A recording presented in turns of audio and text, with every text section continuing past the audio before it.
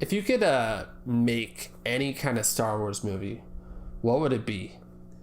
Just anything. Like you can make like I want the genre. What would the genre be? Because I feel like Star Wars is just like so expansive. You can do like different genres in it. Do you need a second to think? I mean, there's so many different kind of genres. I feel like personally, I'm a big fan of the rom-com, and I think I was kind of thinking like buddy cop. I was thinking like buddy cop for some reason. Buddy cop would be dope. Yeah, I feel like a buddy cop. Honestly, like a lot of the Star Wars movies, like at least the prequels, are kind of like buddy cop ish with like Anakin and Obi-Wan. Skywalker, but like they could do like a buddy cop film about like some of the clones. I feel like that'd be kind of fun. You know, like two of the clones just being like, we gotta solve this case. They have like cops like on Coruscant and stuff where they're like these droids that are like, they're so comically like designed where they're just like they're so worthless in Clone Wars. They really don't. I would either do like a rom-com or I would do like a coming of age type thing where it was you got those in Anakin. You got the rom-com with him and Pat. I mean, it really is a rom-com. Like it's supposed to be romantic, but it's more of a rom-com because like we just look at it and we laugh now. Like because I mean he flirts and he like talks about. I am haunted by the kiss you never should have given me. Anakin is the worst. I saw an article that Natalie Portman was saying that when they were filming those scenes, that George Lucas actually let them like improv. Like let them like kind of try to try to get some kind of spark, you know, type thing. And she said that every time it happened, it just turned like dirty. Really? They couldn't keep it like PG. Oh man, I mean, that was some of the worst. I mean, it's really bad. It's bad. It's some bad dialogue. It's bad. I mean, are you an angel? No, I thought that was great. I thought that was terrible. Episode 1 dialogue is just on point. He's a kid. Like, it's fine if you're a kid, but like when you're talking like that, when you're like pretty much a grown adult. She was like what, 17, and he was like 9. That was very. I mean, creepy. Look, but it's fine for him. It's definitely creepy for her. Like, she shouldn't be doing that, but he's fine. Like, he's a little kid. He's a kid. He's a kid. He has a crush. When I was that old, I would probably try to hit on Jessica Alba. I mean, come on. Yeah, I mean, you're a kid, you got a crush on somebody older, but she was definitely like, she should not have been letting that happen. Like, she should have shut that down. She should have been put on a registry of sex offenders. Do you have like a story that you think you would follow in your rom-com? Would it be like characters that you already know, or would you do like brand new characters in the boy, I don't know, that's a good question. I feel like the Clone Wars animated series brought like a lot of characters, a lot of good characters, so I don't know if I would choose like maybe like a rom-com between like Ahsoka and that one guy. Oh boy, Baron, what's his name? Baron something or another. You don't like that guy? He was kind of insufferable. There were some characters in the series that I was just like, oh my god, not a fan. I was like, we got a whole episode of these guys. Jesus, I didn't mind that guy. Doesn't she like meet him like later on at some point? I feel like they meet up a couple of times. Yeah, she meets him, and then there's like an episode where like he goes with the Dark Watch, and then there's an episode where like she meets him again, and like they're training with oh my god, what's his name from Rogue One? Oh god. Oh man, are we really doing this right now? We're so soon. I need to rewatch all Star Wars. That's what I should have been doing this whole week. Oh my god, his name is like right there. Yeah, I know. He's the one that talks like this. Boar Gullet. It's gonna drive me nuts. Boar Gullet will tell us all. I'm Matt. I'm Dylan. And this is On a Tuesday? In this episode, it's May the 4th. Happy Star Wars Day, everybody. Once we come back to it. So if you haven't noticed, people who are listening, this is our Star Wars episode. We're talking for May the 4th. We're doing a little celebration episode where we talk about Star Wars. Yes. I think that's gonna be our main topic. We're gonna save that for our main topic. But to start, Dylan, we have a little something that we always do every week, and I want to know what you are watching. You know, I gotta be honest with you. I mean, I haven't really been watching a whole lot this week. I haven't. I mean, I finished season 1 of Jack Ryan. Hey, season 1. All right. It's pretty good. I enjoyed it. But I also finished watching season 1 of Invincible. Yeah. So Dylan, we talked about Invincible a little bit last week, and you were like, "Man, you gotta check it." You were like, "Man, you gotta check it out, dude." Like, and I was like, "Yeah, man, I know. I'm gonna get to it." Yeah. I watched the whole first season this week. And do you want to just talk about it now? You want to just talk about Invincible? Let's go. We're just going to talk about the whole first season of Invincible now. We'll go non-spoilers to start because it is a very like spoilery show. Like you don't want that ruined for you. And I feel like people haven't checked that out yet. Yeah, I definitely don't want to ruin it for anybody because I really liked it. I thought it was insane. It was like insane. It's an insane show. Like you've watched The Boys, right? Oh yeah. It's very it's like a cartoon version of The Boys, but basically. I actually think better. I think it's better than The Boys. As far as like, I think that it's like a better quality like storytelling. I feel like it's a more interesting story. I'm more interested in this. Right. I feel like The Boys is kind of like all over the place with its story sometimes. Yes. But I feel like this was very like solid. It was a solid like what is it? 8 episodes long? Yeah, 8 episodes. Very solid show. I feel like it follows this kid. It's basically like if Superman had a kid. Yeah. Which he does in the comics, but like... Yeah, but this one, it's like... These people are... They really have no, like... vulnerabilities. I mean, unless they, like, get... The show is called Invincible. So, like, the kid... So, like, the kid that we follow... He's pretty much invincible. Like he's like Superman, where you can just punch him, he won't do anything. And his dad's the same way. His dad's basically like Superman. Yeah, they really can't get hurt unless like they're fighting other people of their race. Unless they're fighting like this giant lion guy who just punches really hard. Or if they're fighting like the same like alien race as them. It's like if they were fighting another Kryptonian. Yeah. That's like the only way they can get hurt. Otherwise, they are invincible and they also don't have laser vision, which that's a bummer. They probably didn't want to get sued. They're like we can make it in close the boys Homelander has laser vision. He's literally Superman. He's evil Superman. Yeah, I mean, I feel like there's a lot of comparisons between this and The Boys. And Superman. Yeah, and I feel like if you haven't seen The Boys, you should definitely check that out because I would totally recommend The Boys as well. Oh yeah, it's good. It's a good show. What did you like about Invincible?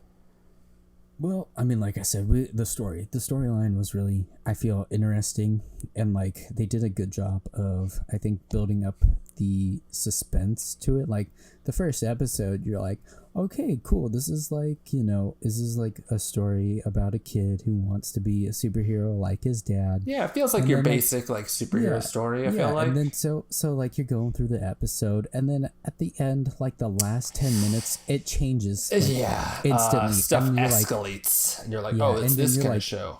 You're like, oh, this is not going the way that I thought it was gonna go, and so then it's just a big change up, and then throughout the series, it like slowly unravels. It follows that story, and it like unravels it a little bit more. It gives it a little bit more depth, and like all the while it's building suspense because it's like, is so and so gonna figure this out? Is somebody? It is a very like mystery type show where like it's about like uncovering the thing that happens in the first episode. Exactly. So I really like that they did that with the story, and that they like built that up, and like we got to see that explored, and then I think they did a good job of unpacking it in the finale and why things happened the way they did.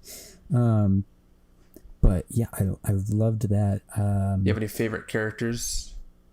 I really did like that lion guy. He was only in it for like 1 episode, but there's this lion villain dude, and he's like giant, and he's really strong, and he just like beats people up like really badly.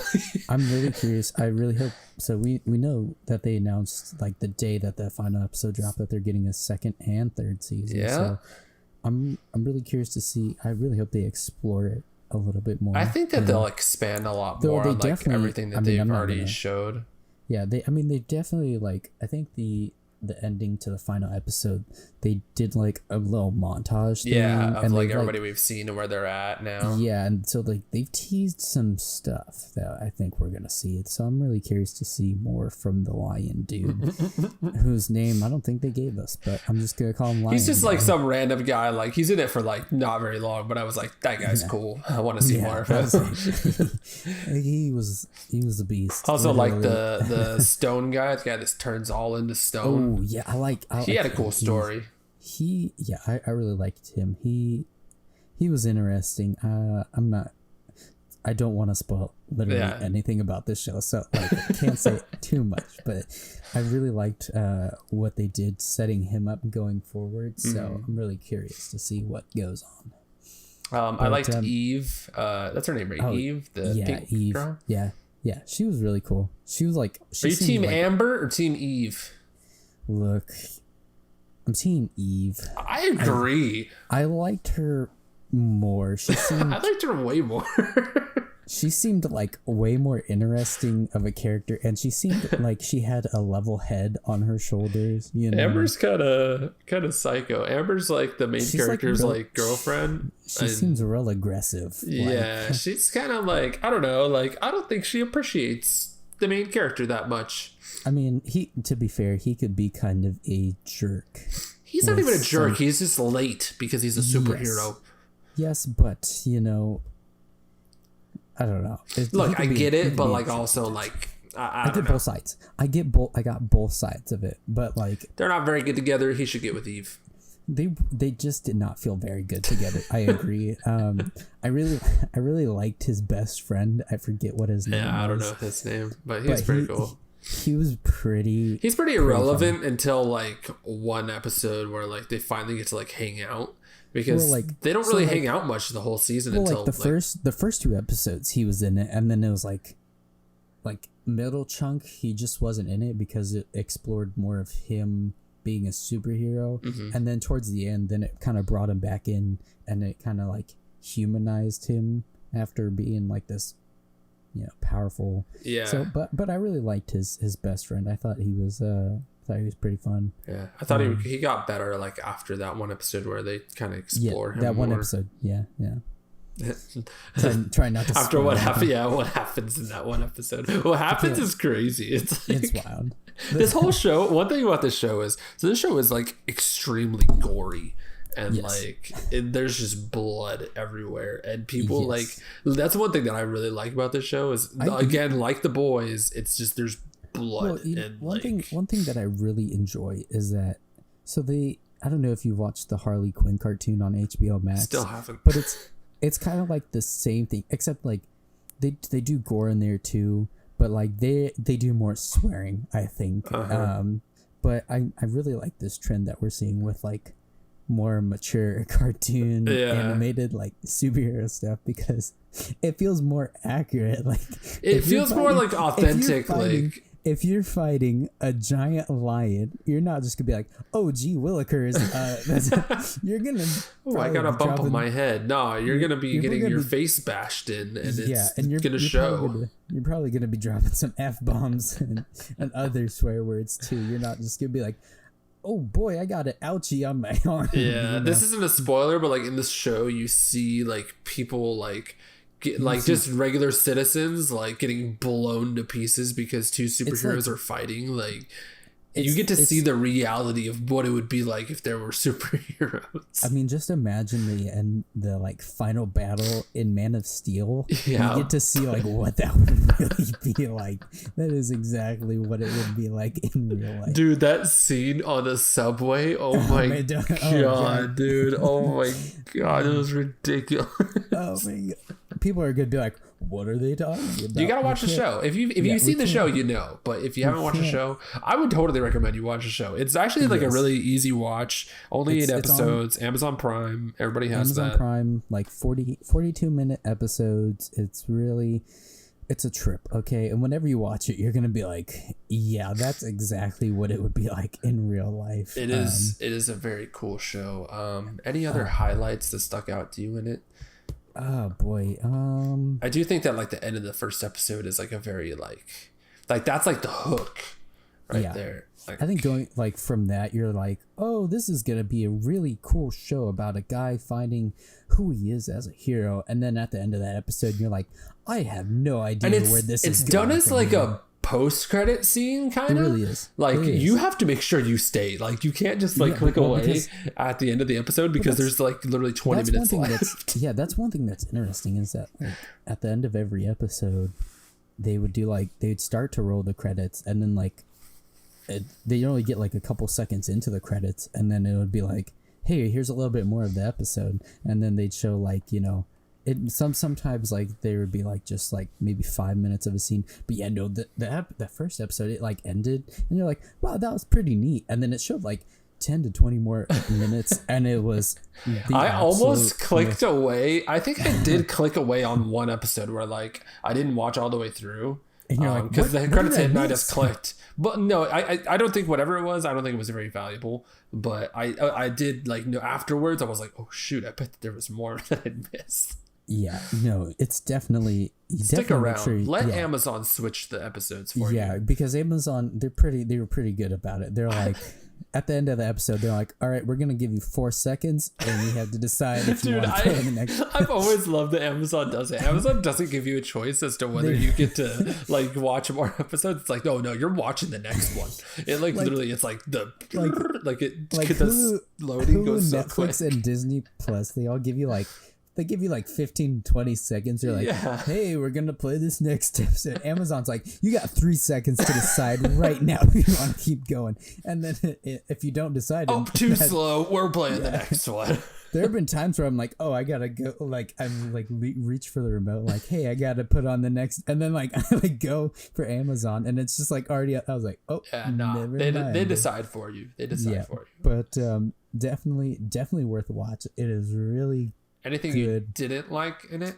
There were some people pointed this out on Twitter too. There are some points with like the animation where like sometimes I get it, you know, you don't have time to animate everything, but like it looks like sometimes like whenever he's like flying and stuff, they literally just like took him and just like dragged him.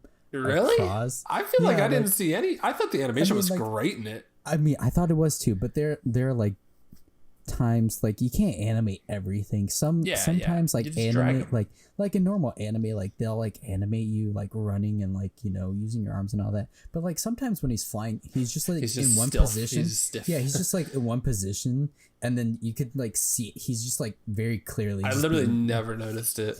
I also watched it on a tiny little screen though, so I wouldn't have noticed it if I hadn't seen people like talking about it. They probably like freeze framed it and showed it. Yeah, but like they like show a clip, and I'm like, oh, man, they're like, oh, look at this animation. It's like, but it's only for like maybe like a couple seconds of maybe like 1 or 2 episodes. Yeah.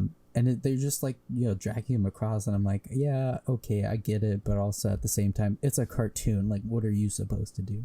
But other than that, like, it's great. I loved it. Yeah, I feel like the only things I don't like is, again, Amber kind of annoys me. And I feel like Eve is underused. I wanted to see her do more stuff.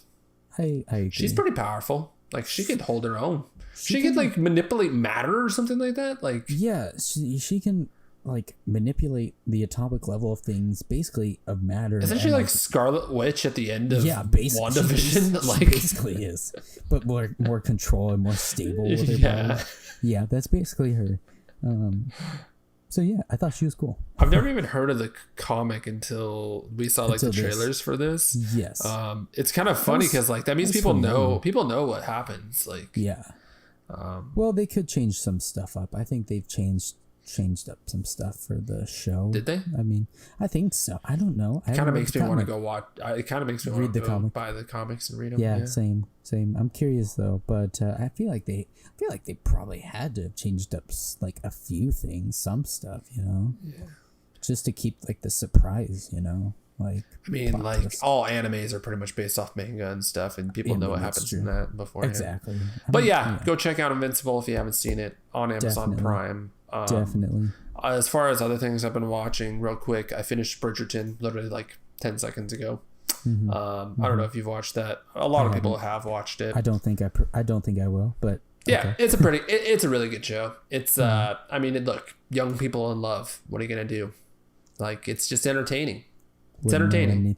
Wouldn't know anything about that. I mean, that's why you watch shows about it, you know, because then you can be then you could be like the Duke of Hastings. Or you could just not and go on with your life, you know. But yeah, that's a really good show. Jen enjoyed it a lot. I feel like a lot of people have seen it. It was so weird. Like, Netflix always has just like these random shows that become like super popular, and like, even if it's like for a week. They got like didn't they renewed that show for like 3 more seasons, I feel like. I wouldn't doubt it. It's a Shonda Rhimes show too. So you know it's gonna last 20 seasons. Oh, Shonda, I'm glad I didn't watch it.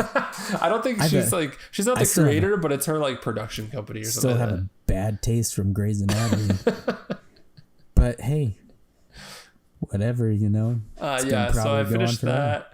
Let me check Letterboxd real quick. I know I watched some other stuff. I watched last night we had a movie night because Jen's little sister came over, and we watched Stitch 2 and Stitch the movie. Dude, the Stitch the movie, like, I want to watch the series so bad now. Because Stitch the movie like starts the series basically. And dude, it's so great. I haven't seen the first Lilo and Stitch movie in like a long time. Have you seen the series, Lilo and Stitch's series? I used to watch it like.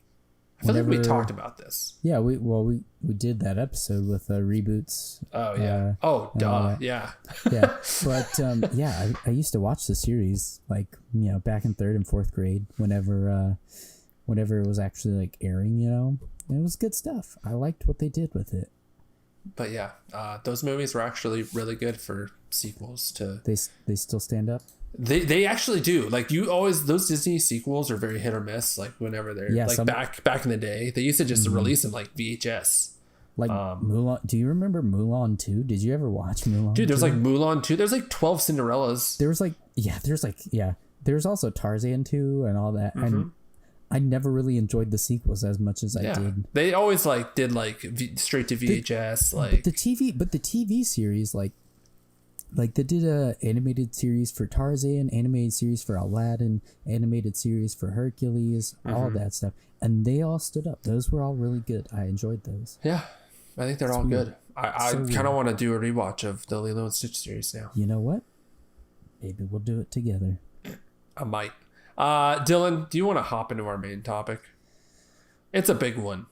I mean, it's a little something that people might have heard of. You ever seen a little something called Star Wars? So it's a little indie film from way back in the day. Yeah, it's an old 1977 film. Low budget. This random guy named George Lucas, he decides to make some crazy like alien movie, you know, space movie. Opera. Yeah, he calls it Star Wars, right? And he doesn't really think much of it, and then it makes $1 bajillion and becomes one of the highest grossing. I mean, I haven't checked the box office revenue, but I would say it's become one of the highest grossing. I think that Star Wars, like the franchise, is probably second highest grossing of all time, just because Marvel. Like I said, that's why I said it's one of. It's probably the second, or maybe like Fast and Furious is. I don't even know. It is one of the highest grossing franchises, I think, of all time. One of them. There's probably like a top 10. We should do that for an episode where we just look at a top 10. Top 10 highest grossing movies. And we just, of the highest grossing movie draft film franchises there, and just take a look at them and their impact on the. But anyway, back to it. Star Wars, might have heard of it, become one of the greatest film franchises of all time. Spawned a bunch of different cartoons, animated series, television shows, movies. It has a day. Think. It has May the 4th is Star Wars Day. And that is why we are gathered here today. Because today is Tuesday, literally the day that we're recording right now. We're here at 5 a.m. We're recording May the 4th. We have to apologize in advance because we haven't seen the Bad Batch episode that is going to air tonight. So sorry, we're not reviewing that at all. But we are going to talk about Star Wars and get you ready to watch the new Bad Batch episode. Because it is in fact Tuesday. Yep, we're not recording. It's Tuesday. Sunday. Yep, it is on a Tuesday podcast. Yep. Dylan, how did you want to start? This was your idea. How do you want to start off this grand discussion of something that we dearly love together? I thought it would be fun if we just talked about our first encounter with Star Wars. Let's hear yours. I want to hear yours first. Boy, let's see. I don't remember. Next. I remember I was like 5 or 6 and I was living in Maryland, and my I don't even know where that is. It's in Baltimore, Maryland. Duh. Just kidding. It's its own state. Yeah, go ahead. But I was living in Maryland, and I was at my grandparents' house for the weekend, and I was with my grandpa, and he had this was like, see, I was 5, so it was like 2002, 2003, something like that. And I was at their house, and I wanted to watch something, and I remember they had this was back in the day, so we didn't have streaming or anything like that. And he had the boxed set of VHS tapes. And I think I remember I was like looking at the covers, and I was like, I don't know what this Star Wars thing is, right? But I want to. And I had no idea that there's a clear order that you were supposed to watch. So I just chose the one movie, and it was Star Wars Episode 6. Nice. So I started with Return of the Jedi. And I remember watching it, and I was just like, this is the greatest movie of all time. And I watched it, and I was like, okay, that's their dad. They're twins. Okay. Going through... watch the movie. I'm like, okay, this is like the greatest movie of all time. And then I was like, and there's still 2 more of these. And then I ended up going back and watching them, not knowing that I was supposed to watch those first, and because I was like 5, and Darth Vader's like, I am your father, and you're like, yeah, I know, dude. I just saw that. I was like, don't we know this?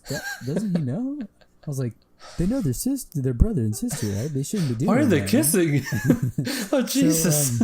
So yeah, that was my first experience, and then ever since then, from that point, then I watched episode 4 and 5, and then episodes 1 and 2, and then I remember going to the theater and seeing episode 3 in 2005 with my dad, and ever since then it's just been it's been a part of your life. Yeah. Dylan, I think that you and me and a lot of people started off by watching those VHS that set. I don't know if they were special edition yet at that point. I don't think so. I'm not 100% sure, but my parents had the VHSs of the OG trilogy. It had they had Puppet Yoda on it. Yeah, the faces, the big faces. One was was it Darth? Was it Darth? There was a Vader. Yoda? There was a Yoda, and then was it Boba Fett or was it the Emperor? I think it was a Stormtrooper. Was it? Yeah, I think it was. Yeah, one's a Stormtrooper, one's a Vader, and one was Yoda. I think you're right. I believe you're right. And I mean, I honestly don't remember what I watched first or any of that. But I'm almost positive that was the first time I saw Star Wars was on those VHSs. I remember we used to watch them all the time. We had those. We had Raiders of the Lost, or we had all the Indiana Jones ones on VHS. So those were just hand in hand. That was literally our childhood, was watching those. I'm almost positive that the first movie I ever saw in theaters was episode 2 or episode 1. Yeah, because episode 1 was 99, so I was 3. I doubt my parents took me to that. But episode 2 was 2001, I think, or 2002? 2002, because they released them 3 years apart. 99, 2002, 2005. Yeah, so I'm almost positive that my first movie theater experience was one of the prequels. I know for sure that wasn't my first experience, but I do remember watching them on DVD because we had gotten to DVD at that point. We moved from VHS up to DVD. I also had the DVDs. I don't know if anybody out there is listening to this and just being like, what the heck is VHS? What the heck is that? I don't think our viewers are 12 years old, Dylan. I mean, you never know, okay? I'm pretty sure, they're all like our age group, but you never know. Yeah, so I think they know what a VHS is. I mean, I think so, but there could be a random 12-year-old out there just be like watching hey, our a Star content. Wars episode. What's a VHS? Yeah. I'm never listening to this again. They're just like, what the heck is a VHS? These guys are like 40 years old. But I had a Darth Maul double-bladed lightsaber as a kid, and that was like, that's ingrained in my memory, is that lightsaber that I had. I remember having Star Wars Band-Aids and like in the house growing up, and I remember one day like I had to get a Band-Aid, and I was just like, I popped open the box, and I was like, this dude looks creepy, and it was Darth Maul. I have somewhere behind me in all these boxes that I have, because I still need to unpack. I have a watch from episode 1 that was literally like Maul. No, it's got all the like Nubian starfighters and stuff on it. Dude, it's dope. I bought this one like I think like a year ago now, where it's a battle droid head, and you click it and it like opens up to like show the time. It's sick. I'll find it later. That's it. And I'll show you. But yeah, that was my first experience watching Star Wars. That was my first experience too. I mean, oh boy, I don't know. It's kind of crazy how like you just go your whole life without. I mean, I was 5, so I mean, my whole life wasn't very long. But you just go your whole life without seeing stuff, and then all of a sudden it's like you see it one movie, and it's like, all right, this is ingrained in me forever. I'm always like surprised by the people who have never seen Star Wars. Yeah, I don't really know how that happens. I don't know, because I feel like it's bad parenting. It's everywhere. Question mark? I feel like it's everywhere. You really can't go anywhere without having encountered somebody. Yeah, I mean, I'm pretty sure. I'm sure everyone knows that like Vader is Luke's dad and stuff like that. Like, I don't think I've seen anybody's reaction who hasn't been like, "Oh my god, what?" Everybody knows. Everybody knows. So I don't know. It's kind of interesting how. I'm curious now how people go so long without seeing it. I'm curious. And I feel like people who haven't seen it as a kid and then watch it later on don't like it as much. I don't think that they become Star Wars. They're not huge Star Wars fans. I've talked to a lot of people who like have kind of avoided Star Wars, and then like I'll be like, no, dude, you gotta watch it. It's the greatest thing ever. And then they watch it and they're like, wow, cool space wizards, like whatever. I don't really care. I mean, everybody I've met and known who's watched Star Wars has at least really enjoyed it and never just be like, I'm sure that there are like certain Star Wars that they like. Like, I mean, if you haven't seen it and you watch the old ones, I feel like a lot of people are like, meh. But the new ones, I feel like the new ones are good for like new audiences, because like if you've never seen like episode 7 through 9. Like let's say you watch episode 7 and you've never seen Star Wars, like I think you would understand the hype. Like you'd be like, wow, that was cool. Like there were these cool lightsaber things. Like, well, the VFX have definitely like improved. I think it is the VFX that it's definitely gets them on board. Yeah, it makes things look cooler because you can actually really believe that, Yeah, I had a buddy who asked me, he was like, what makes like the original Star Wars like good? Because I tried watching it the other day and I don't think it was very like good. That's a tough question to ask, because I mean, because he was like, look, it's like all old and like it's like terrible like VFX and stuff is what he said.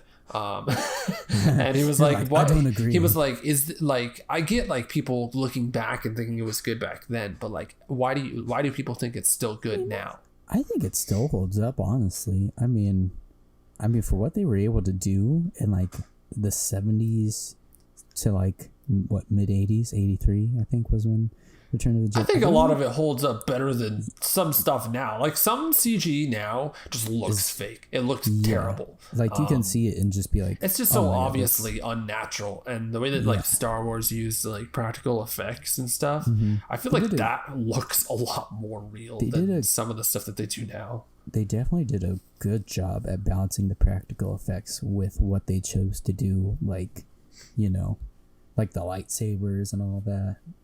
I think they did a good job. I mean, I don't know. What's your favorite thing about Star Wars? I want to get real deep in here. What's your favorite thing? What is it about Star Wars that makes you go, wow, this is amazing. I love it. You know, I just think it's the world building and the fact that, Dylan, like, you just hit my spot, dude. I love the story that they were able to craft in like the first 3 movies, the original trilogy, of like, okay, there's this guy living on a planet with 2 suns, and you know, it's a desert planet, kind of looks like, you know, the desert here on Earth. Han Solo. You know, and then you just find out that, like, there's this guy and his dad fought in this thing called the Clone Wars, and just I think it's definitely the world building and like the story that they were able to tell, and then not just tell in those three movies, but they were able to then create the prequel trilogy from that, and then from that they did, you know, the Clone Wars, so you got to see what the Clone Wars was actually like, while, you know, the stuff from the movies and the prequels were going on, and then, you know, to modern day where we have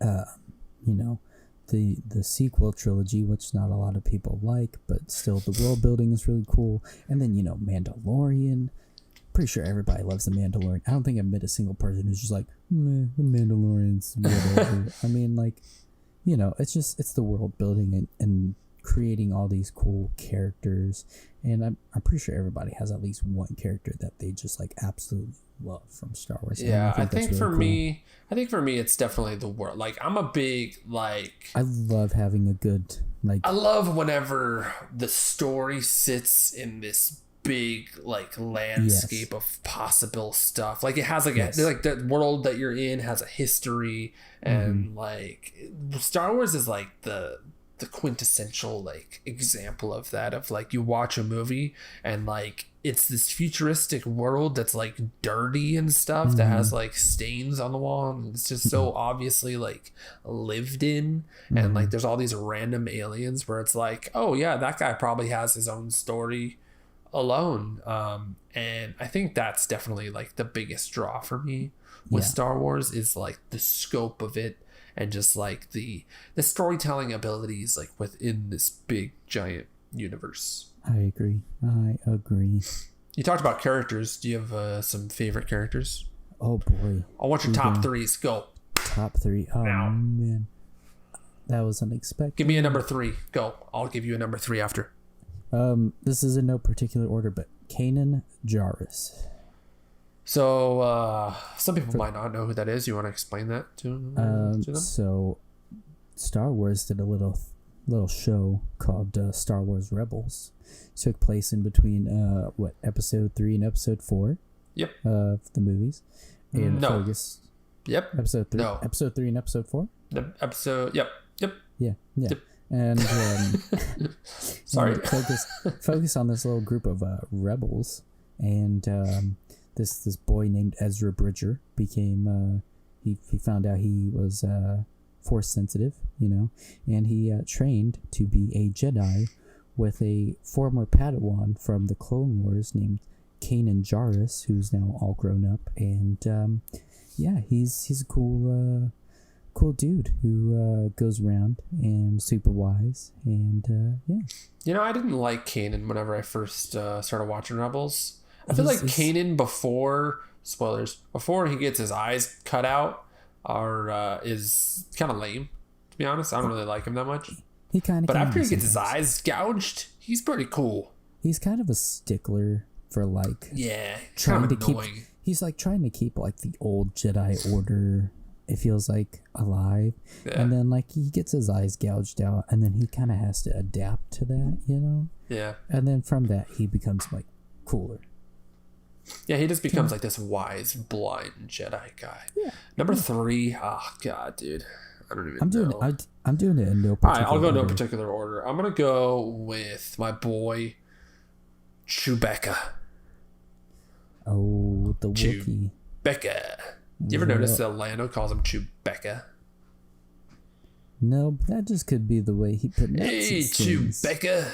He always says that. He's got a weird. What up, Han? It's like a weird way of pronouncing things, but the way he does it is so cool. I love it. I don't know what it is. I wish I could talk like Billy D. Williams. But yeah, Chewbacca, really, you know, he's been around since 1977. He was the big hairy carpet that hung out with Han Solo. He's been in not all everything. The Star Wars movies, but pretty much everything as far as like he's been in the prequels, he's been in the sequels, been in the OGs. He's been in the Clone Wars. He's been in Rebels. He's been in episode 4, 5, 6, episode 3, 7, 8, 9. He was in Clone Wars. Solo. He's just like. Was he in Rebels? I don't. Maybe I'm wrong. Maybe it was just Clone Wars. He might have been in Rebels. I don't know. They do like just throwing characters in there that you recognize, so he might have. But Chewbacca, you know, he's just like that loyal dog that you have. Loyal dog. He's just like he's both like cool and cuddly. He's like this big strong thing that's like BA. He could rip your arms off, but he's also like you just want to give Chewbacca a hug. He can crush you at any minute, but you know. Look, the only thing in episode 9 that I really reacted to was Chewbacca breaking down, crying, and it made me want to break down and cry. Because, you know, I love that big furry monster. I met him at Galaxy's Edge. He told me I had a baby face because I didn't have a beard. He obviously didn't say that. He tried. He was like, no, but he he basically signed it to me, and I was like, oh, baby face. He was like, he called me a baby face. He's like, he looks similar to me. And then he laughed at me. He was like, but yeah, Chewbacca, he's my boy. Oh boy. I agree with you. I love Chewie. Boy. Throwing it back to you. Another one. I don't know how Another of your tops. Anyone. Oh boy. You could be generic. You could say like Luke Skywalker if you want. No. You know, I'm gonna have to go. He's relatively new on the scene here, but our boy Din Djarin. Really? One of the all-timers. You're going pretty new. Like this is like Rebels and Mando. I wasn't sure, you know. I wasn't sure if I was gonna like him as a character, but he's really grown on me. He's done a lot of progressing as a person this season, and he's a badass. Mando's a very cool guy. He's very cool guy. He's very cool. He's got a code, right? But then he meets this little baby Yoda, and he's like, "Hey, that Grogu's pretty cool. I'm gonna change some stuff." And I'm gonna be better for him. And then he changes. Like Mando is just like what you want Boba Fett to be. Yeah. Like before we knew like much about Boba Fett and stuff and saw much of him, like in the OG trilogies, that's what like that's what you would imagine like Boba Fett being. Like he was just so cool, and like Mando is a very cool guy. I would have to go with Mando. He's very, very cool. Are you like a bounty hunter, a Jedi, or like a Sith? Like, what's your? If you had to pick a class, you know, like what were you going for? Like, what's your favorite? You know, if you had asked me whenever I was younger, I probably would have said Jedi. But as I've gotten older, they're very flawed. Okay, they have a very flawed system, and I'm not saying the Jedi are the worst. I'll tell you what, they're the worst. I'm not saying the Sith are right. Okay, they're just as bad. So in this instance, I'd have to say bounty hunters, because they're not bound by some like strict law, and like, you know, they don't have like this code that's existed for like thousands of years like the Sith and the Jedi. Yeah. They kind of create their own little, you know, unique code, and I kind of dig that, because they could change it whenever. They'd be like, we used to be killers, but you know what? We met this little baby thing, and it's pretty cool. So we're not gonna kill. They just kind of do their own thing. Look, they gotta make money, so they kill people. So, or you know, they don't kill any people. It just depends on what they choose to do. So I think I would go Jedi. I do like the Jedi. I don't like the Jedi Order or anything like that. I think they're terrible. Qui-Gon had it right about Qui-Gon's the best. Oh, dude, I should have said Qui-Gon is one of my favorite characters. I considered. Look, if we did he's top 5. Look, top 5, definitely. If we did a top like 5 or 10, he would definitely be like in there, or even But we're only doing the top 3. We're only getting a snippet of it. You know? Yeah, another one I'm gonna say is Boosh. Boosh. Oh, Matt loves Boosh. But you should explain to people who Boosh is. So, Boosh is literally just Princess Leia in that one bounty hunter costume. In episode 6. Yeah, she's in it so in Return of the Jedi, she dresses as a bounty hunter for like, I don't know, 10 minutes. Yep. And that's the last you see of Boosh. Mm-hmm. But man, I just love the design. I think it's like the coolest ever. I have a little pop figure of Boosh. He does. I've seen it. That's probably the only skin that I like bought on Battlefront 2. Really? Because it was so cool. Oh man. Boosh. Love my Boosh. Alright. You got another one? Oh boy. This is hard. You already know who my favorite character is. I haven't said my favorite character. Yeah, I know who Matt's. Man. It's just so hard. I'm really not going in any specific order. It's so hard. Oh boy. I'm trying to think because like between the games, the shows, there's just so many of them. There's so many characters. Come on, Dylan. You can do it. I want to say Captain Rex. Captain Rex. Really? You are going with these like crazy picks for favorite characters. It's so hard. I mean, I just said Boosh, so I guess it's fine. It's really hard because like if we did a top 10, like there'd be a lot more. But there's something about Captain Rex. Rex is dope. Yeah, I love Rex. Cool.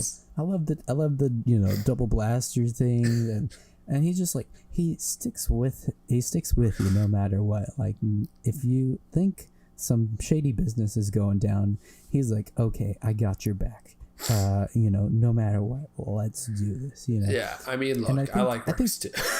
I think people need to watch the Clone Wars series to get the full like scope. Yeah, of if you like Star Wars and you haven't seen Clone Wars, check it out because Clone Wars is probably, I think Clone Wars might be some of the best Star Wars.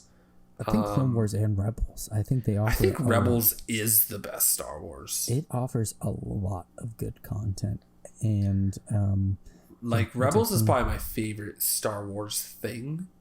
I think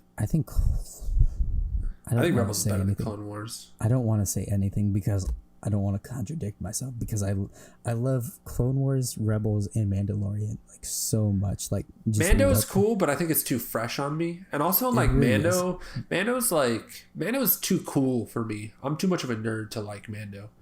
Mando's too like people like the bounty hunter stuff. I'm a little less of a bounty hunter guy. I'm more of like a Force guy. I definitely think Rebels and Clone Wars some of the best content for Star Wars because it elaborates on so much more and it explains a lot of stuff. Yeah, my number one is my boy Darth Maul. Yeah, I mean, I considered him as my number one too, and I was like, I don't want to steal Matt's thunder. Look, that's my boy. Like episode 1, like I said, I had a Darth Maul lightsaber when I was a child. Oh man, and it just influenced me the rest of my life. Of that demon-headed, crazy-looking. I'm curious, have you always like obviously you've always liked Star Wars, but were you always obsessed with Star Wars? Because I wasn't.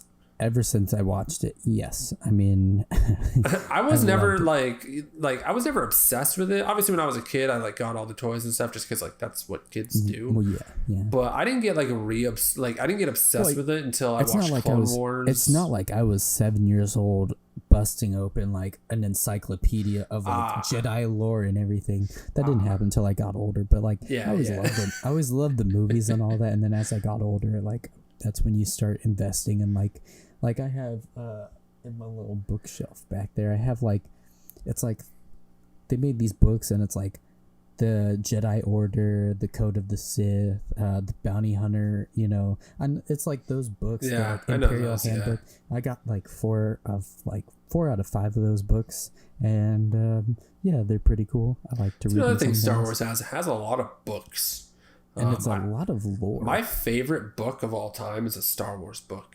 It's called Lost Stars. Is it canon or it is canon? Okay.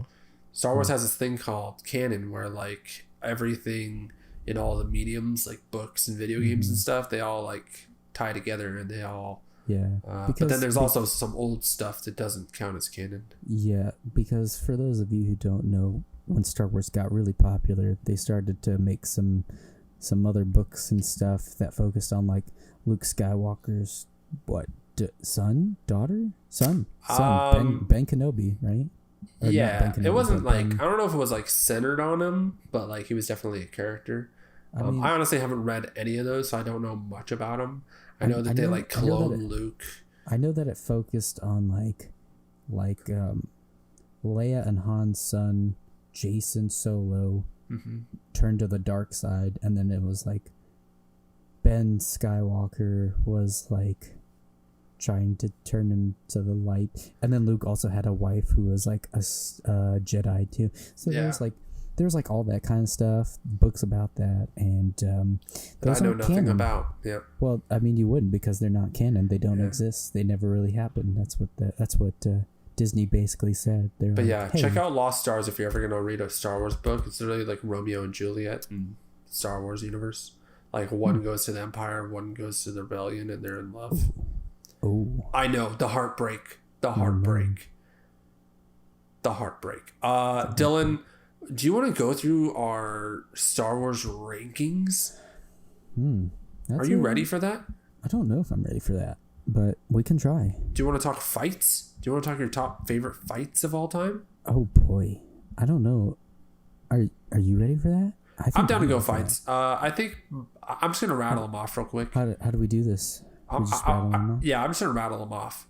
My favorite fights, I think, are definitely the Vader versus Luke. Return of the Jedi, or Empire. I think Empire. I think the Empire one's better than the Return of the Jedi one. I think so too. Is that one of your tops? Would you say? I would say yeah, because it's just Luke just thinking he can do whatever. I just like it's kind of like the slowness to it, where they like stare at each other, they swing a couple times, and they stare at each other. It's a lot of hide and seek. It's a lot of hide and seek. It is a lot of hide and seek. I think it's also just like the most emotional fight. It's like a cat and mouse game. Like they're trying to see who can best who. Yeah. But yeah, I mean, I definitely enjoy, and like you said, it's like it's a person who's had years and years and years of practice against someone who's got like 10 minutes, and like Luke, I mean, I wouldn't say Luke holds his own. He gets his hand chopped off, for God's sake. But he does hold his own for a little bit. He lasts a lot longer than you would expect, and I think it's really interesting. But one of mine is the fight in Episode 3 between Obi-Wan and Anakin. It's a crazy fight. It's probably like the most like crazily choreographed. Like, yeah, I think it might be one of the most well-known fights too, because like I think everybody knows the movie. I think Episode 3 is a lot of people's favorites. If I'm not, I think that it's a lot of our generation's favorites. I think that outside of our generation, people just hate the prequels. Yeah, I mean I think a lot of people are appreciating the prequels now that the sequels are out. People all do the same thing in like 30 years. They'll appreciate the sequels too. And I personally, the prequels were always like my movies because that's what I grew up with. I love the prequels. Yeah, I loved them all. Like they're all my babies. Yeah. But I mean, I definitely didn't have a great appreciation for them whenever they came out because there's a lot of cringe. I had a great appreciation for them because I was like 8 years old and I was like, wow, lightsabers, cool. Yeah, but like whenever I was like in my teens, I was like, this is a lot of cringe stuff. Some of the it's so funny when I was a kid and I was like hearing the Episode 2 dialogue between Anakin and Padme. I was like, this is some good stuff. No, when I was a kid, I was like, even then I was like, this is weird. Boring. This is really like, I was like, I would always fast forward through those parts. Well, because he's talking about sand. It's just, I mean, when you're a kid, you always go, ew, gross, they're kissing. Like, but that's really, but also it was just like, I just remember it being very weird when they were talking to each other. And I was like, well, it really is. So this is how I'm supposed to talk to girls if I want them to get to know me. You go up to a girl on the playground. I don't like sand. Of course you're so smooth and mommy. There's this weird kid at school who's talking about sand all the time. What does that mean, Mom? I think my next favorite fight I'm gonna go again. This is in no particular order. I'm gonna go Darth Maul versus Obi-Wan and Qui-Gon, episode 1. That was literally gonna be my next one because it is so. People well done. criticize it now. They say it's like too choreographed. What? Yeah, they say that like they're swinging at nothing and it's just them waving sticks around, like just to wave sticks around. But like, I think it's great. I didn't know they were trained in the way of the Jedi and the Sith. I didn't know they knew how to swing a lightsaber. I think this is my favorite fight in all of Star Wars. I feel like it's like, I mean, you got Duel of the Fates blaring while Qui-Gon gets stabbed through the chest, and like it's so great. I feel like you have Duel of the Fates as like the sound you wake up to in the morning, like. I wouldn't do that because, dude, if I did that, I would then hate Duel of the Fates because I've done that with a couple of other songs where like they're my favorite song and then I put them on in the morning and now I hate them because they remind me of having to wake up. That's fair. I feel that. I can just imagine you though, just like, yeah, that'd be great. Just waking up, just like, I just rise like. Let's see, what are some other good fight scenes? One more fight from you, Dylan. I just need one. I hope you don't take the one that I'm thinking of. I'm trying to think of the one that you're thinking of. It's okay. This isn't a movie draft. We can have the same one. I can't think of any. I mean, I'll give you one. Like my favorite. Ahsoka versus Vader in yes. Star Wars Rebels. I just thought of one. I was thinking Ahsoka versus Darth Maul in that final arc of the Clone Wars. I thought that was cool. I don't think that's my favorite. I actually really enjoyed it. I haven't thought much about the last season of Clone Wars since it came out. Really? Yeah, I feel like think about it quite a bit. I feel like maybe I liked it a lot at the time. I don't think it's like that iconic as like a lot of the other stuff in it. We're forgetting one of the better fights throughout the entire Star Wars. What's that? Count Dooku in his exquisite pajamas fighting against Maul and his brother. Oh man! For those of you who versus don't know, Savage Opress, and yes, I think that's not as good as Maul versus Palpatine. Maul versus Palpatine. That was a good one. I think that's probably one of the best fights. You know, Star Wars just has a lot of good fights. It's so hard to choose. I think that the sequel trilogy has a lot of not good fights. The sequel? Yeah, like episodes 7 through 9. I don't think the fights in those are very good at all. Yeah, it feels like very much like Ben Solo just swinging a lightsaber around. Yeah, and Rey just like dodging, kind of. Yeah, and then she tries to throw some attacks in there, but she just catches the little hilt part of his weird effed up blade. This whole cross guard thing. Yeah, that's such a weird lightsaber. It is very weird. You know what? Let's talk about all the movies now. Let's go. Okay. Let's go our Star Wars rankings. Oh right. Do you want to start? I'll let you start. You start. No. All right. We're starting at number 12. Yeah. For my number 12 pick. Yes. Episode 2, Attack of the Clones. Ooh, really? Yeah. We've already talked a little bit about some of the dialogue in that movie. Look, the whole just Anakin and Padme, man. Like it's just not good. The thing about some of these the prequels. The thing about the prequels is they're very like they've become memes since they came out. Yeah. And like I love the memes. Mm-hmm. So a lot of this like let's get this straight. There's no Star Wars movie that I don't like. This is just the one I like the least. Yes, I agree. There's a lot of great stuff in this. Like you get the Camino stuff. All the stuff with Obi-Wan on Camino is like amazing. Obi-Wan is literally the best part of this entire movie, I would say. Like his content and his story is probably the most interesting. 100%. Because without it, it's just Anakin complaining about sand, murdering a bunch of people, and then him trying to them poor sand people, man. I mean, they weren't the best, but I mean, they certainly did deserve that, The women and the children, man. The women and the children. He literally just murdered everybody and said, "Oh well."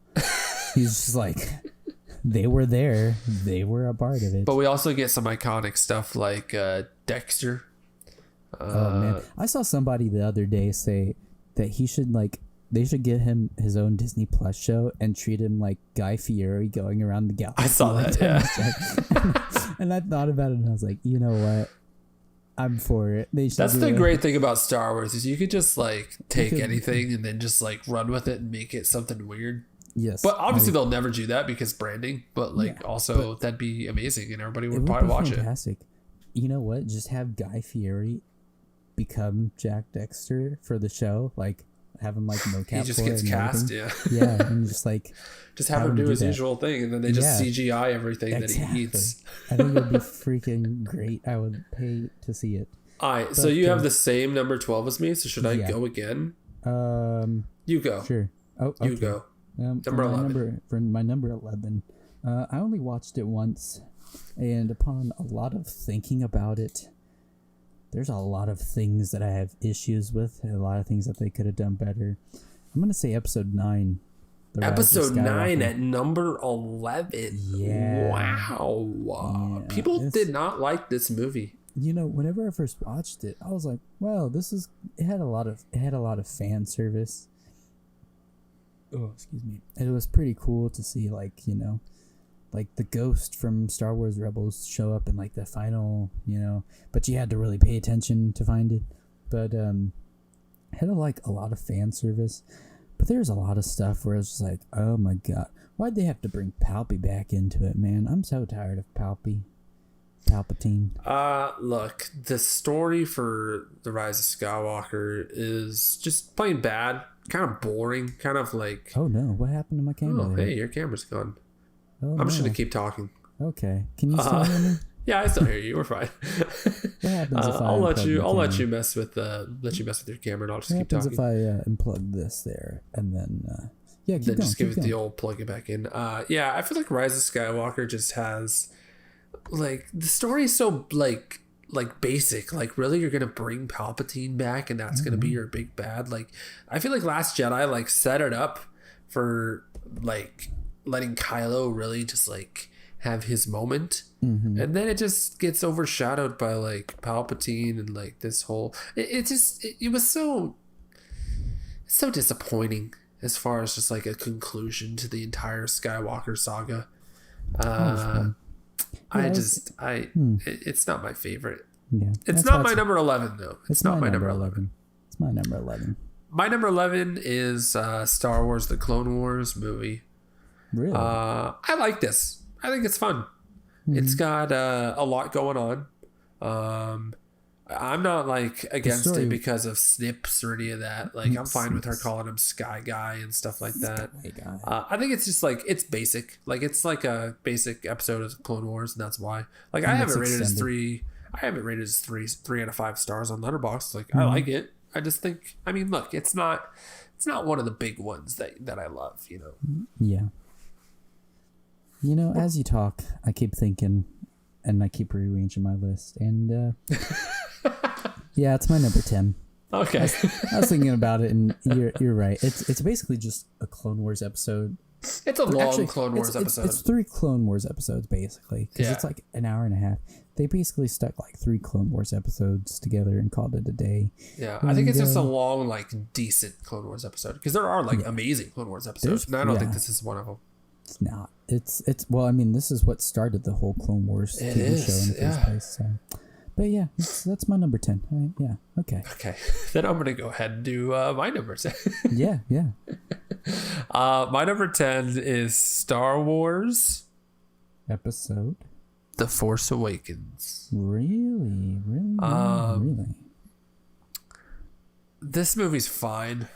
It's basically episode 4. It's just episode 4, but like again, and like not as good, and like kind of generic, and like if there's any movie that I'd say like I think that this is a better movie than Episode 2 and a better movie than the Clone Wars movie, but I think this is my least favorite Star Wars movie. Interesting. I remember whenever you first watched it and you're like, I don't really like Kylo Ren. And I didn't like Kylo Ren. I was like, this guy is just like lame. Like, and then he's I'm such a pretty whiny sure, little. I'm pretty sure I told you. I was like, just give it time. And then, I like Kylo Ren now. Yeah, I like Kylo Ren. He's my favorite part of the whole sequel trilogy now. But yeah, man, I mean, Force Awakens is just kind of they literally make Star Killer Base. Like, come on, really? Create a bankruptcy much? I think there are things they could have done better.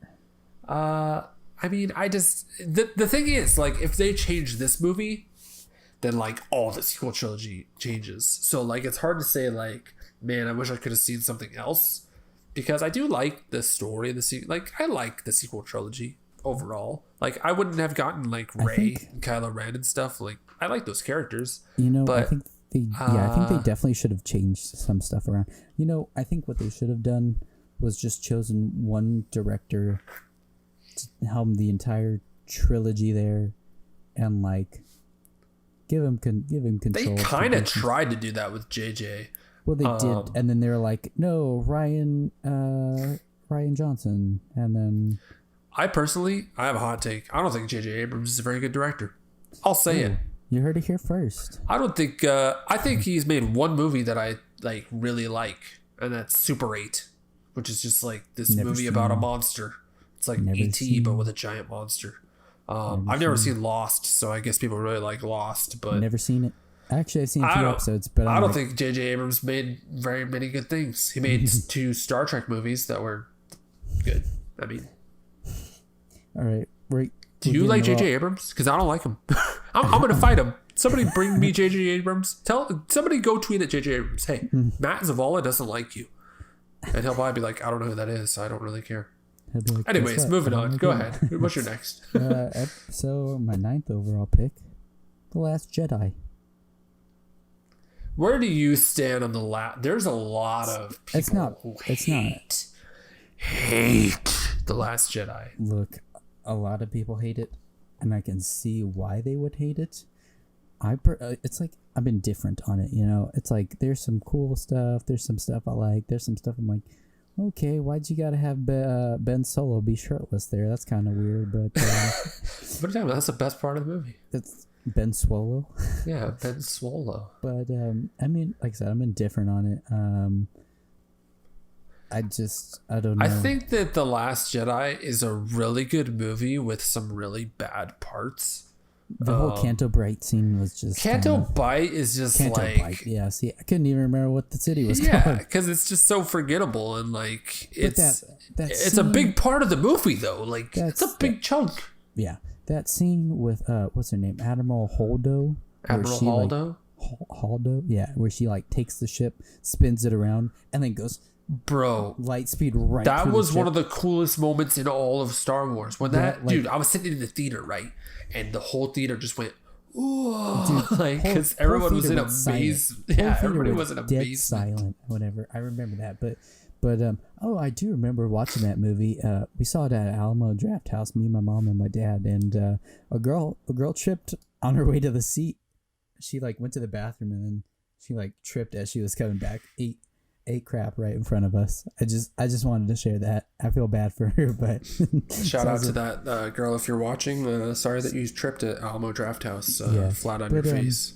But yeah, overall, I mean, I just it was okay. Like I said, I wasn't like overly amazed by it. I was just kind of like, hey, it's Star Wars. I watched it, I don't know if I have any of these movies rated on Letterboxd now that I think about it. Rated at all? I don't know. I don't remember. Why? I'd have to go back and look. But okay, my number 9 is coincidentally episode 9, Star Wars: The Force, The Rise of Skywalker. The Rise of Skywalker. Sorry, I get all the Roman numerals confused. Yeah. I like it slightly more than The Force Awakens, just because I think it at least like has some more fan service. No, I don't really like any of the fan service. It's more just like entertaining. Yeah, that's true. Like Force Awakens, I feel like it's just kind of generic. I feel like at least Rise of Skywalker, I can It's got some crazy, wacky. I feel like the sequel trilogy overall, like, it has good parts, right? It has some really cool stuff. But then it's really cool stuff, but it's also just like dumb stuff. Yeah, it's like, why would you put that in there? That is the dumbest thing I've ever.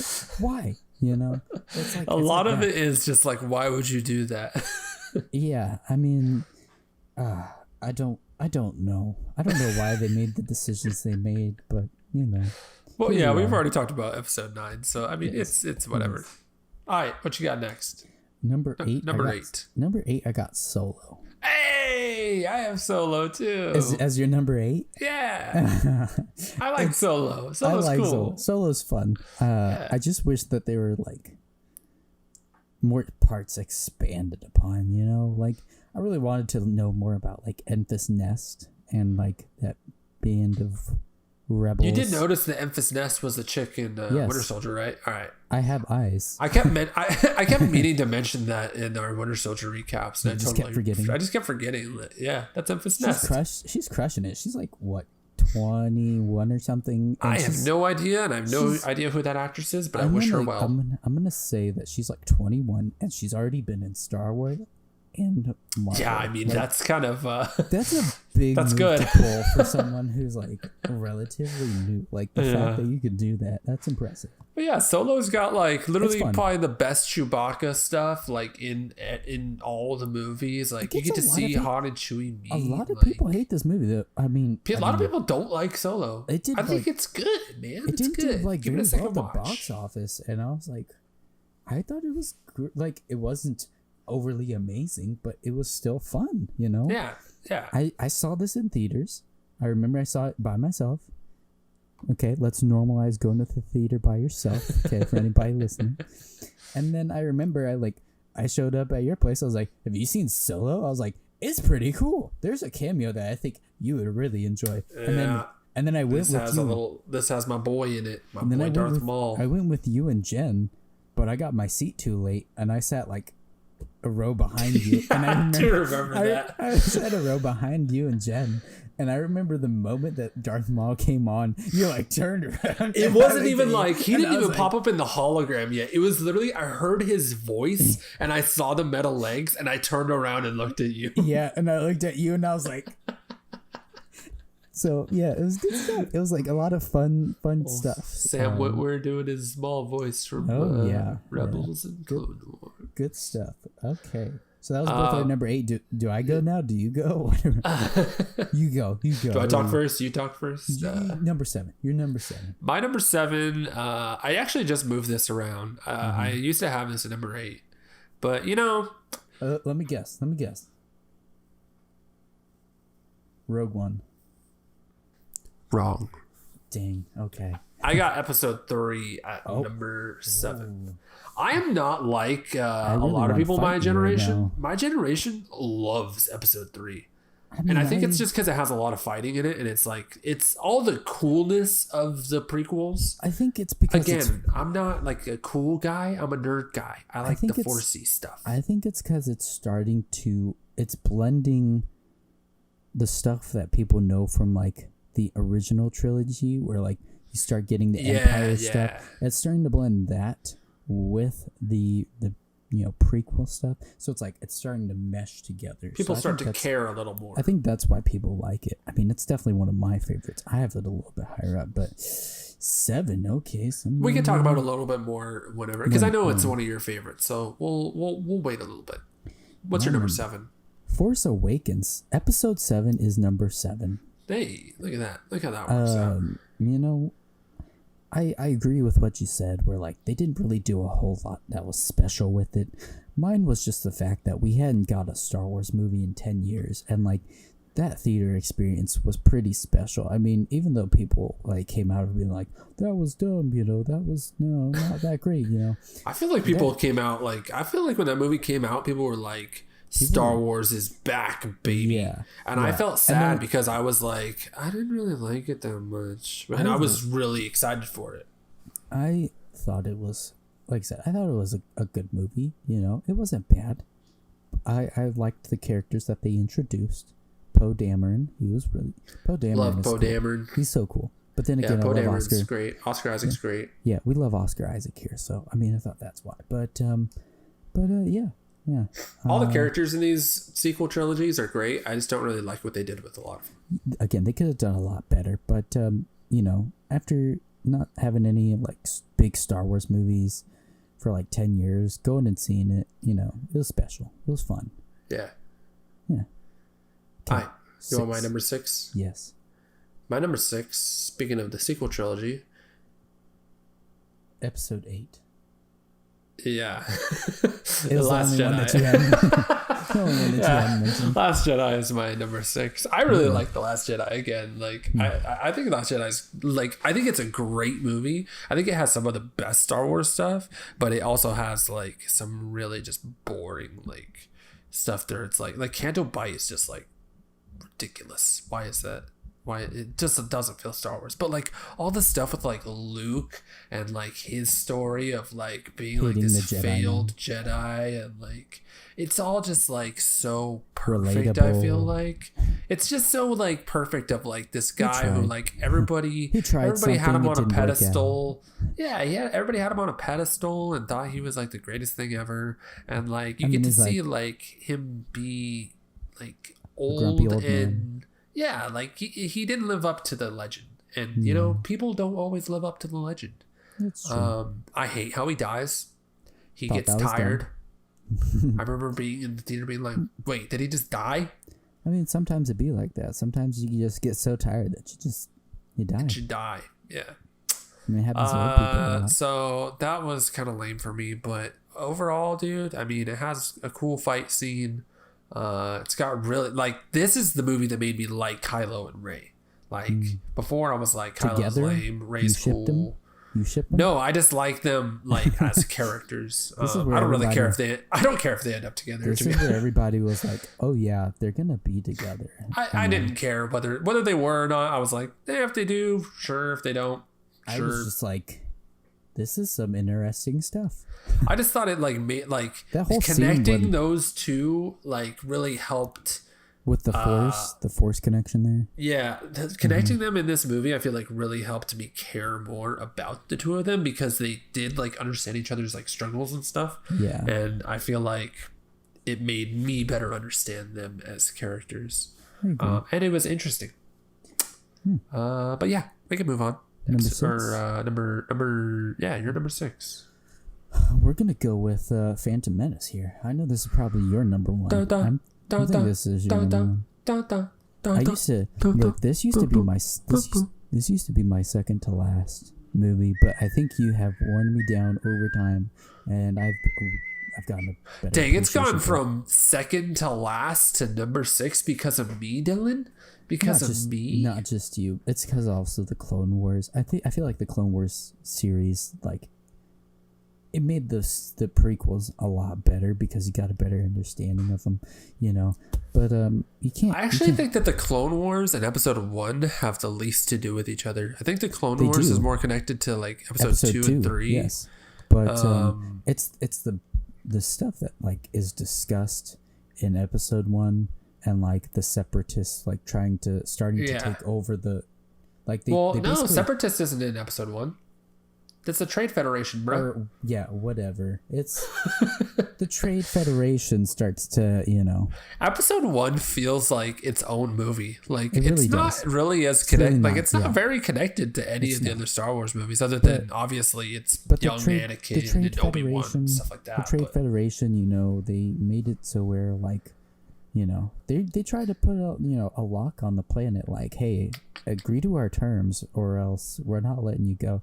And then when you watch the Clone Wars, you see that happen to a lot of other planets. So in that way, it's connected, and I think you get a better appreciation. Yeah, because Trade Federation becomes like a big part of the Separatists. And, yeah. So, but I don't know. There's something happened along the way. My views just changed on it. I don't know.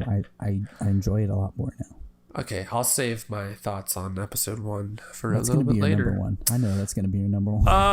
Number 5. My number 5. Do you have any guesses? Rogue One. Rogue one. That's your number 5? Star Wars story. That's your number 5. That's my number 5. Is it really? Yeah. It's my favorite of the new era Star Wars. It was for really sure. good. It was also really sad.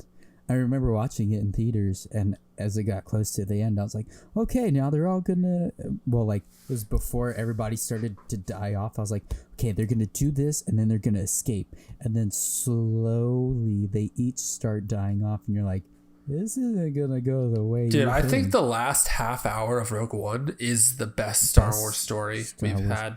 It is. Or best Star Wars movie, I mean. It is absolute insanity, because it's like... Sometimes I'll just put it on the last half hour. Admiral Raddus. The first. Just like... I mean, it starts off like, okay, you know, it's like, what are they going to do? They're going on this trip to find her dad. And then at that point, after he gets killed, then it's like, all right, we're going to break in here. We're going to steal these plans. And you're like, it becomes like a heist movie, like the last, 30 minutes with like the highest stakes you could ever imagine. I will say that the story part of the first like half of Rogue One isn't as interesting. It's kind of like, it is pretty slow, but I feel like it's got a lot of like entertaining parts within that. Like K2SO is great. Yes, he's so entertaining. Chirrut I am one with the Force, and the Force is with me. Like, oh my god, I'm that is dope. Saw Gerrera. Saw Gerrera. That's his name. We were trying to think of his name. We were trying to think of his name since the beginning of the podcast. His name was Saw We got Gerrera. it, guys. We got Saw Gerrera. Figured it out. But yeah, I mean the last 30 minutes was absolute. Last 30 minutes, 45 minutes was bananas. We're like, Admiral Raddus is up there as one of my favorite characters in Star Wars. Oh man, they sneak on, and then it just goes to hell in a handbasket. That just what, like minute or two of Darth Vader just cutting through everybody. Just that is even that is like just icing on the cake. Like, even if they didn't have that, I feel like it's still one of the best, because like all the dog fighting in this movie, like all the star fighting, so cool. It's the best that there's ever been in Star Wars. Like, God, it's so cool. It's so cool. But yeah, then you get to see Vader cut through Rebels like an absolute boss. That's like the most transitions seamlessly into Episode 4. Like, that might be like the most like anxiety filled like I've felt from watching Star Wars, was just that moment, because like they're gonna get the plans right, but like he's just making his way. He's like cutting through them. He's cutting through them like it's a hot knife and butter. Like he's just like pew pew pew pew pew pew. But yeah, good stuff. Talk about screaming in your seat. You could go ahead. Give your number 4 to me, Dylan. Oh boy, it's the first Star Wars movie I ever watched. Episode 6, Return of the Jedi. It's good stuff. I mean, Ewoks. When I think of the original trilogy, I think of Episode 6. Because when I was a kid, that was my favorite. Like, Return of the Jedi was the one that I would go and watch. It's something about it. It feels fun. Maybe it's just because they win. It's like, hey, the good guys won. I think it's just like the Ewoks are fun. Jabba the Hutt's awesome. Ewoks are fun. Like, because obviously when we were kids, like, we loved Ewoks because they were furry and cute. Watching the Ewoks take down like these big machines that are like super complicated to destroy. They're little murder bears. They're like people are blasting these things, the ATSTs with rifles, and like not doing anything. But then these little furry bears are just like, what if we use a tree? Yeah, what if we have 2 trees? Just smash them and smash their heads. It's like brilliant. How did they come up with the system? How did they know that they would need this? Jedi also has like the best graphics out of like the old movies. That's because it was 83, I think. Yeah, you get a lot, like all the, like they've like perfected all the puppeteering and all the little CG type stuff that they do. You get some Lando in this. You get, I mean, it's just, you get like you get Luke and Vader, and I mean, green lightsaber Luke is literally the coolest. Like, dude, I love the black with the green lightsaber. I love it. It's other than Maul's saber, my favorite saber is Luke's green lightsaber. Same. Yeah. All right, your number 4. My number 4 is the original Star Wars. A New Hope. A New Hope. 4. It's so funny. Like, when I was a kid, I actually didn't really like the first Star Wars that much. Really? I thought it was kind of boring. Because the The first like 10 minutes is literally just like C-3PO and R2 walking through a desert. And they're not that.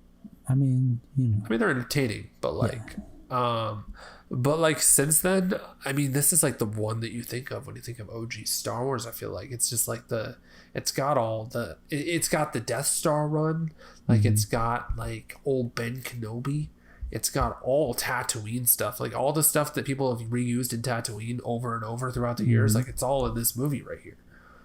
You get the Jawas, you get the Sand People, you get the Cantina. I mean, it's got like all the classic Star Wars stuff. I don't think it's like the most perfect movie, but I think that it's iconic. All right. My number 3 is episode 3. You gotta love the parallels. Yeah, you gotta love how that works out. What do you love about episode 3, Dylan? Why is it so high?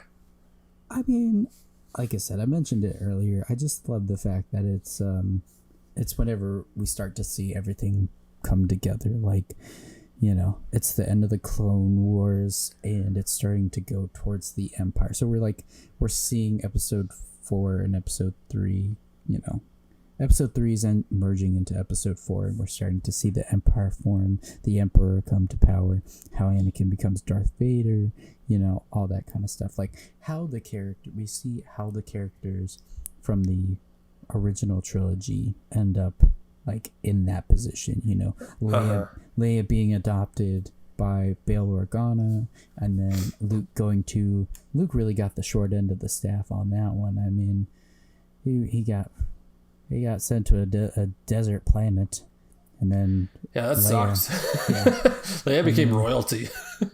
Yeah, and then Ben. But then again, her whole planet gets blown up. So maybe Luke did end up on the winning end on that. Yeah, I mean, just depends on how you see. I mean, I don't know why they couldn't have just been like, "Hey, we'll adopt them both." You know, he's just like, "No, we just want the We just want a girl." Well, didn't they say they wanted to split them up to like hide them better or something like that? I think so, but I mean, that's so messed up. I feel like episode 3, it's so funny. Episode 3 used to not be like my favorite. But I think that the Clone Wars really makes episode 3 like a bajillion times better. It used to be lower on my list, but after the Clone Wars, just because like you get the heartbreak of like Anakin and Obi-Wan like their fight, and they were brothers, and my brother Anakin, and you get to see that in Clone Wars, and you got to see the clones and like what they were like before the chip that was implanted in. Because it's tough. It's a tough look for the clones in episode 3. Tell you what, it's hard seeing them take out Plo Koon and Ayla Secura. And we get to see all. Oh man, yeah, you see all all our favorite Clone Wars episode people get bopped. It's hard. It's tough. Kit Fisto, that's my guy, dude. I'm so mad. Palpatine straight cuts him down. They did him dirty. I'll tell you what though, Kit Fisto lasted 0.2 seconds longer than those other 2 Jedi that were standing there. At least he like got a couple smacks in before getting sliced. They did Kit Fisto dirty, man. Kit Fisto's cool. Watch the Clone Wars, kids. Yeah, check out Kit Fisto. He's cool. Okay. This is a pro Kit Fisto pod. All right. We got 2 left. I'm pretty sure number 1 is probably the Wait, I still have 3 left. Oh yeah, I just gave my number 3, so go ahead. So I got my number 3. Do you have any guesses? Return of the Jedi. Return of the Jedi is my number 3 favorite movie. I'm trying to think. I think I know it's got my boy Jabba the Hutt. I think I know what your number 2 I go by Zavala the Hutt on all my handles because I love my boy Jabba the Hutt. And I started going by the Mandalorian because Dylan is part of Mandalorian. I liked whenever you texted me and said that you should do that because it does fit really well and it's kind of weird. It really does. But yeah, Return of the Jedi, we've already kind of talked about how amazing it is and why it's amazing. Yeah. All right. Number 2. A New Hope, episode 4. It started it off. Wow. I mean, it's up there.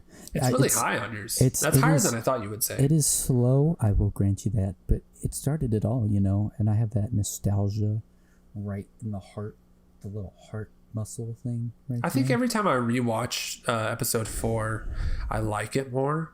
Some of these movies, good obviously, like we've rewatched all these movies like 100 times. Yeah. Some of them, like the more you watch them, the more you love them. The more you watch some of them, the more you hate them. Like Force Awakens, the more I watch it, the more I don't like it.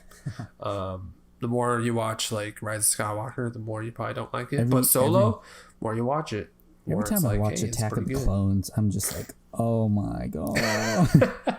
I'm just like, kill me now. This is so boring.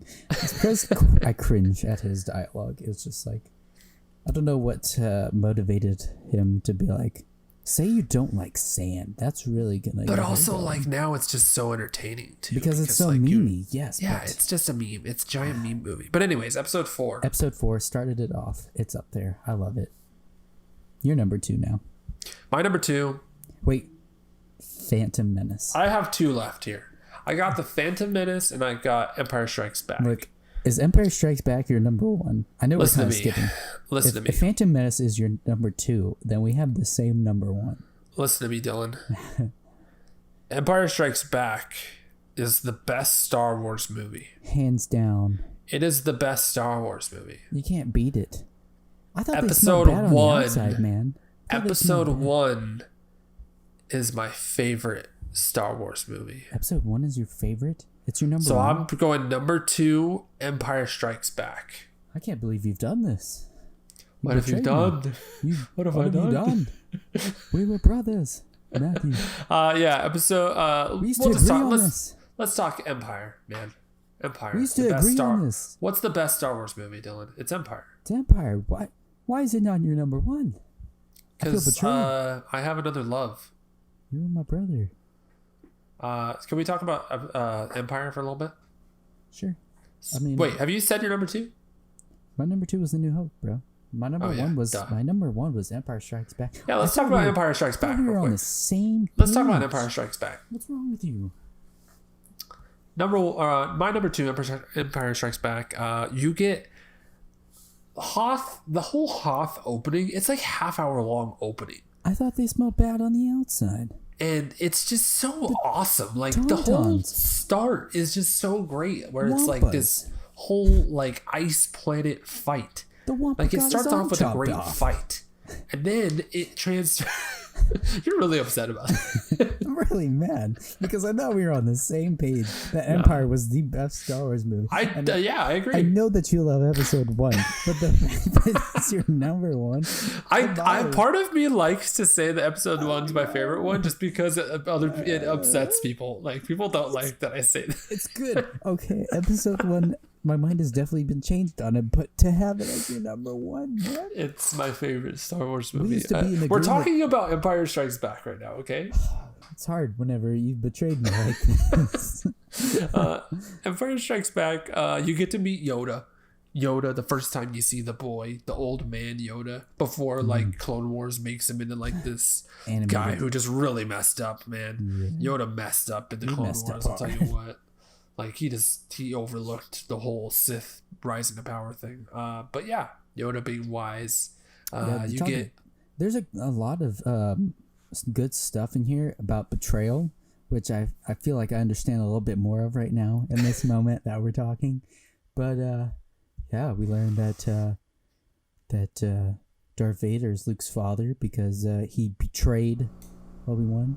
Just like Matt betrayed me. Probably the biggest plot twist in cinematic history. Yeah. Right? Yeah. Well, I mean, apparently, I heard that like there was like a news report or something that like a review that came out like before the movie came out that like spoiled it. Wow. So that like would have been horrible. Even back then, stuff was getting spoiled by the media.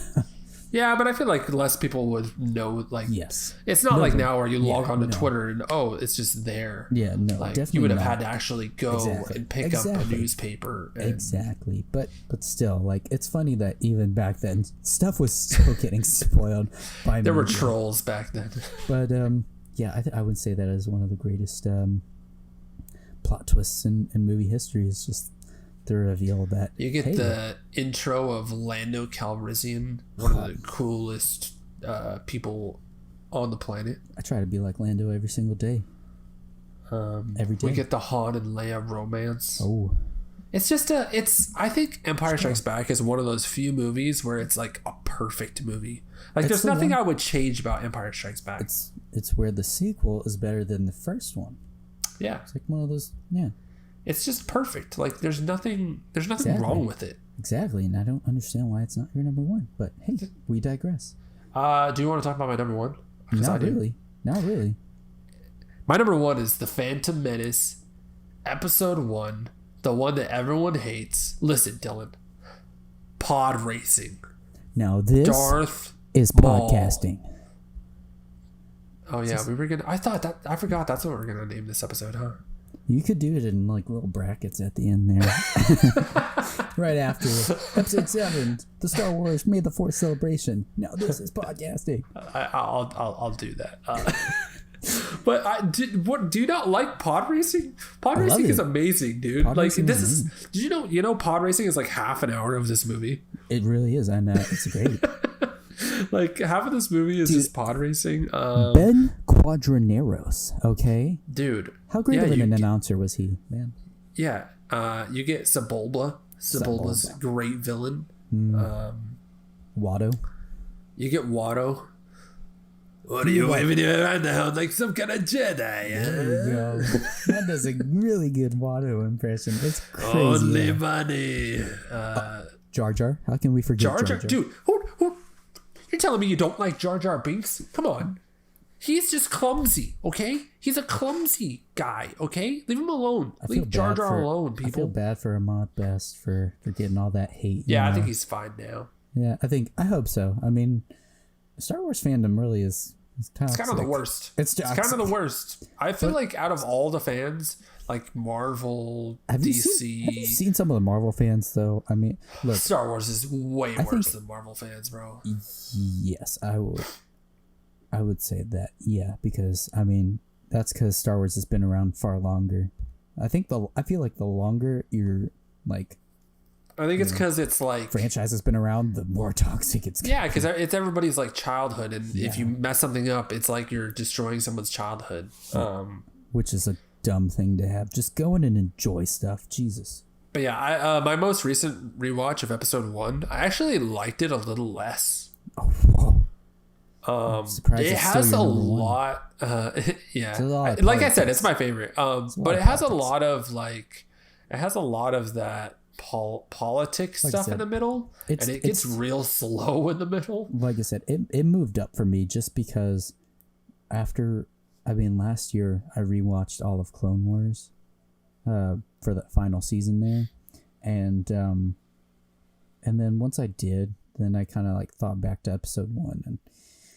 I like the connections, they definitely set some stuff up to be explored. I also think that the design of episode 1 is some of my favorite stuff. Like my favorite like starship in any of Star Wars is the Nubian starfighter, the one that's like yellow. Mm-hmm, yeah. The Anakin flies and does a barrel roll in. Something about it is that nice. Thing's just like clean and crisp and gorgeous. We also got you get the Unabungos where they're underwater and they're driving that thing. We got bigger fish. Yeah, there's always a bigger fish. Always. Yeah. We got Japor snippets. I'll never forget the day Matt and I in college, we'd have periods where we would have to wait in between classes, and one of our fun things that we'd like to do was play Star Wars 20 questions, and I made him crack up one day because I chose the Japor snippet. Yeah, we have to figure out one thing in the Star Wars universe. And he never guessed it. We should do that on a podcast one time. I'm just going to choose Japor snippet over and over. I couldn't get it because I didn't really know what it was made of, whether it was a rock or wood. We're approaching, we're going a little bit longer on our podcast here. So I just wanted to end this by asking you one question. I just want to wrap some things up. If you think that if Qui-Gon hadn't died and been killed by Darth Maul, do you think Anakin would have turned to the dark side still? I don't think so.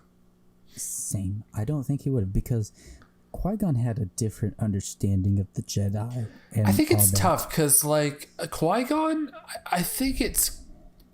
What would Qui-Gon have done like with Count Dooku, because Count Dooku says to Obi-Wan that he thinks that Qui-Gon would have followed him.